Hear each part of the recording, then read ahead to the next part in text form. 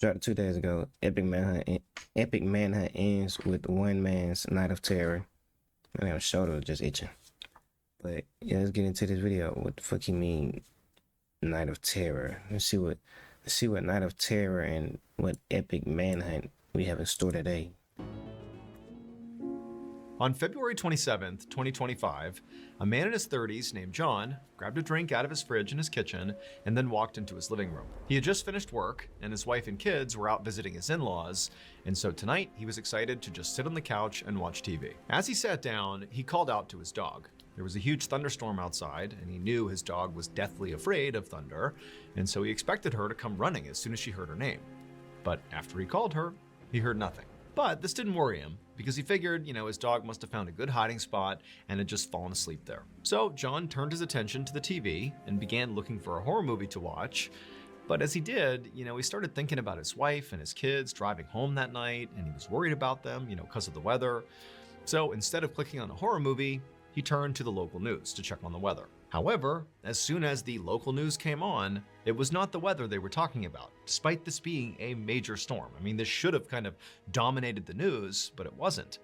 Instead, there was a much bigger story on the news right now, and that was there was this huge riot happening at a state prison that was only 10 miles away from where John lived, and apparently the most dangerous convict at this prison had escaped. The newscasters began to describe this convict, and they said he actually had a nickname the other prisoners had given him. They called him the Monster of Cell Block C. Now, this nickname had to do in... I'm not fucking with him. I'm not fucking with him. If that's your nickname, I'm not fucking. Nickname's supposed to be cool and fun. Bubbles and shit. Not the Monster of Cell Block C. What the fuck? Part with the fact that he was just a horrible criminal, like people were scared of him. And then also, the nickname came from his just totally bizarre and threatening behavior. He would routinely sit in the corner of his cell and eat insects off the ground. And then also, he kept jumping on prison guards every chance he got, which got him thrown in solitary confinement, where he just continued to eat the insects there and act totally unhinged. But perhaps the biggest reason he was dubbed the Monster of Cell Block C is because of his appearance. He had these crazy bulging eyes and this really thick neck. It made him look totally deformed. The anchors were telling locals to stay vigilant because the police had no idea where the Monster of Cell Block C was. I mean, maybe he was still at the prison, but it did seem entirely possible that he really had escaped. And then it seemed like the anchors were about to put a picture up of the actual inmate himself, when suddenly John heard this huge boom of thunder outside, and then the power in his house just completely cut out, so the TV shut off. He didn't get to see what the inmate looked like. John and Don't fucking tell me this inmate finna. Oh my god, that's why it's called Epic Manhunt. Oh my god. The police on the manhunt to find him. Ends with one man's night of terror. John, this dude who finna have a night of terror. Ooh, just got juicy. Instinctively reached into his pocket and pulled out his phone to use the flashlight feature, but his phone was dead. It had died like a couple minutes earlier. You too irresponsible. This deserved to happen to you. Why your phone not charged? My phone on too. But at least if the power cut off, I got 2% though. 2% though. And he had told himself, I gotta plug this phone in, but he just hadn't done it yet. And now the power's out. So he has no light source.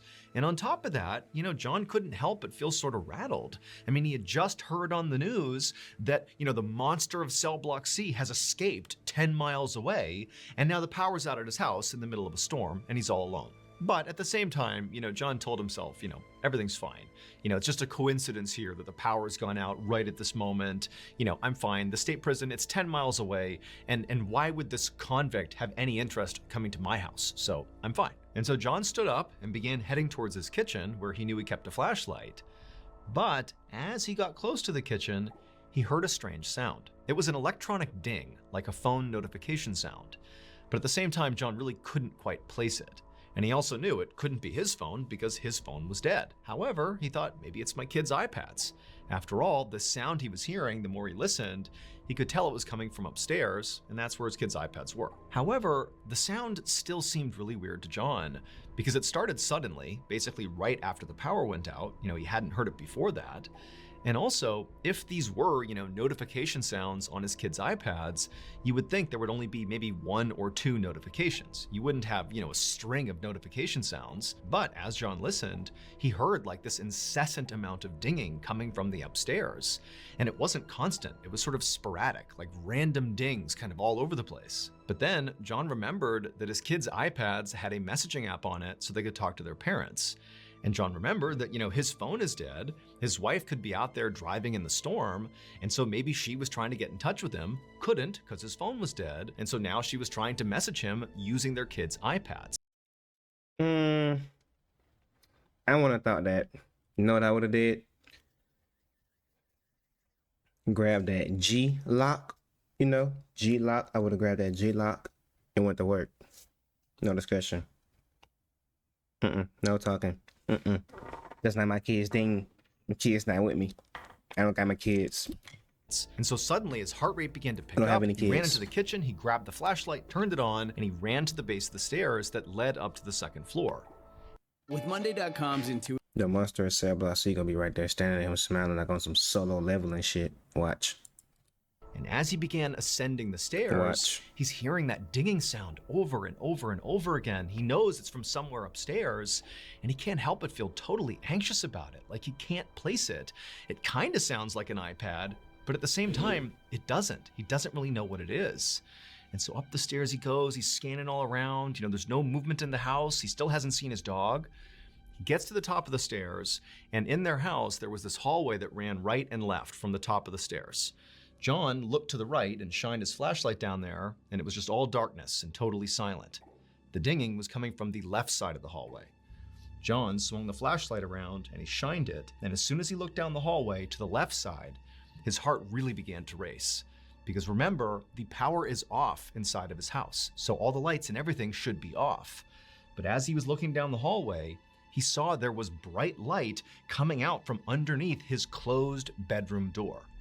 And also, that dinging sound was coming from in his bedroom. What the fuck? What could it be? What light can be that bright? What dinging could it be? There's always a twist to Mr. Ballen stories. It may not be a dinging sound, maybe his dog choking on blood. Like, you never know, bro. The anticipation killing me. And his kids' iPads were not in there. At this point, John was terrified, but he knew he had to go in there. He had to see what was going on inside of his house. And so, very nervously, he began walking down the hallway towards the closed door. And as he's walking, the dinging sound is getting louder and louder. And with each ding from inside of his room, that light that was on inside of there would sort of pulsate. And you could see the light pulsating from underneath the door. And so John is getting more and more nervous as he's getting closer and closer to this door. And then right as he's about to touch the door and actually go inside, he hears a new sound. And it's coming from behind him. In fact, it's coming from downstairs. It was like this thumping sound, like something thick and meaty was like hitting the wooden floors over and over again. John's first thought was, maybe he left a window open downstairs and that was just the sound of the rain coming in. But as he's listening to this thumping sound that's getting louder and closer to him, making its way towards the stairs, he's thinking, that can't possibly be the rain. That does not make any sense. So he thought, oh, it's gotta be my dog. And so he called out to his dog again, this time much more urgently. Frankly, he wanted the comfort at this point. See, this is what he should have did. As he heard that thing coming up the steps, he should have been like, oh shit, hold on. Cut the flashlight off. I would have grabbed the door handle and put my back towards the door. So if you twist or try to open the door, I'm gonna feel it. Put my back towards the door. I'm looking towards the steps now. I would have aimed my firearm towards that direction. If anything came up that steps that didn't supposed to have been coming up that steps, it was going back down them steps. Yes, it was. It was going back down. Guaranteed that. But he don't know what he's supposed to do. He don't know. But the dog didn't come, and that thumping sound continued. And it began to go up the stairs. At this point, John knew he needs to go over and see who is now coming up the stairs. He has to go look. but he's paralyzed with fear. You know, he's in the middle of this huge storm, the power's out, he has no idea what's going on with his wife and his kids, there's this escaped convict down the road, he has all these strange noises in his house, and so he just stands there completely unsure what to do.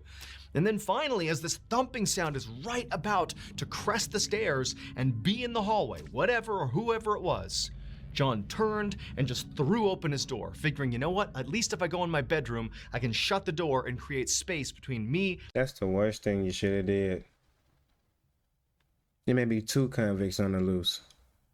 And whoever this is. But the second he charged into his bedroom, holding the flashlight over his head like a baseball bat, you know, to confront whatever was in there, he just froze, because what he saw in front of him was horrifying. Everyone knows you need a lawyer. What the fuck was it? What was it? There was something coming up the steps. What was in his room? Oh my god, anticipation killing me. To understand what John saw and why it was so bad, you have to know that overall, John was a pretty nice guy. You know, he was a good father, a good husband, he gave to charity, What did he see? Took in stray animals. You know, he was the kind of guy who would, you know, if you drop money out on the street, he'd pick it up and give it back to you. You know, he's a good guy. But there was one. I'm not doing that. Good guys always finish last, so they always die. I'm not a good guy. Good or bad, same thing. Sometimes you just gotta be that guy. One aspect of his life where John wasn't so nice.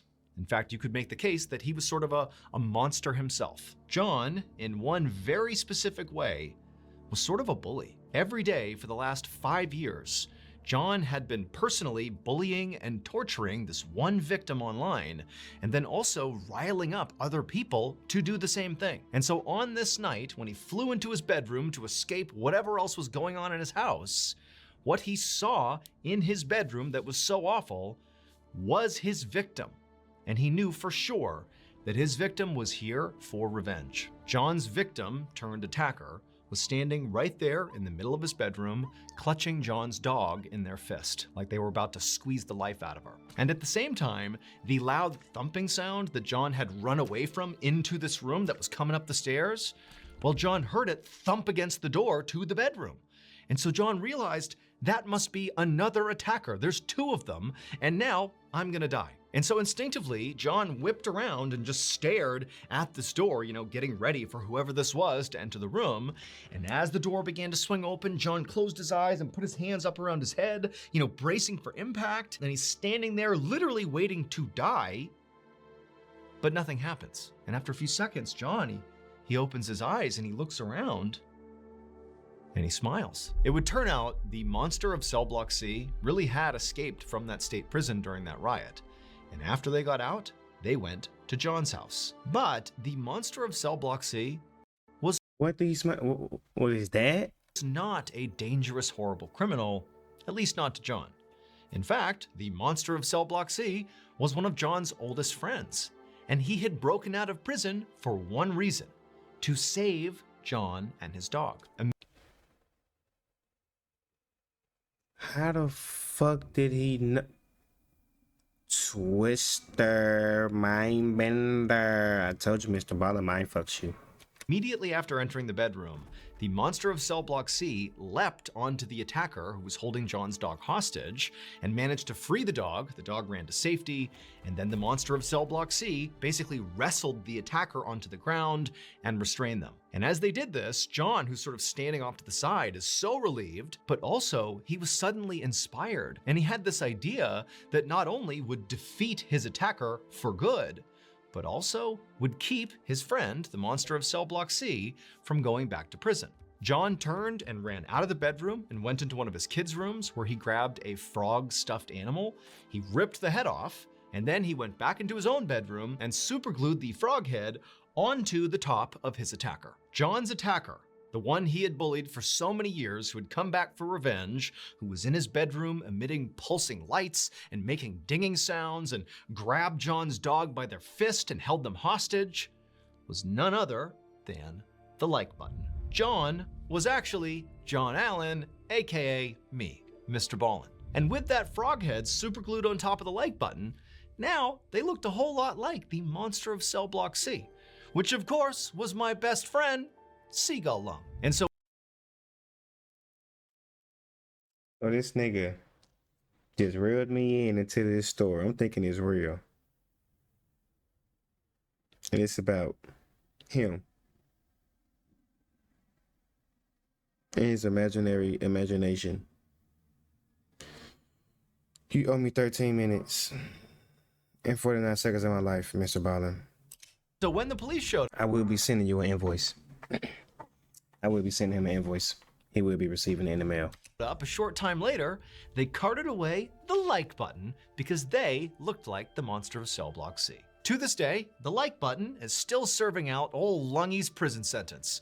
And as for old Seagull Lung, he's somewhere on a beach in Mexico. And now that this story is over, I can finally say, April Fools. Why did I didn't catch that this video dropped on April Fools? Why did I didn't catch that this video dropped on April Fools? I just fell for the most gullible trick in the book. April Fool's joke.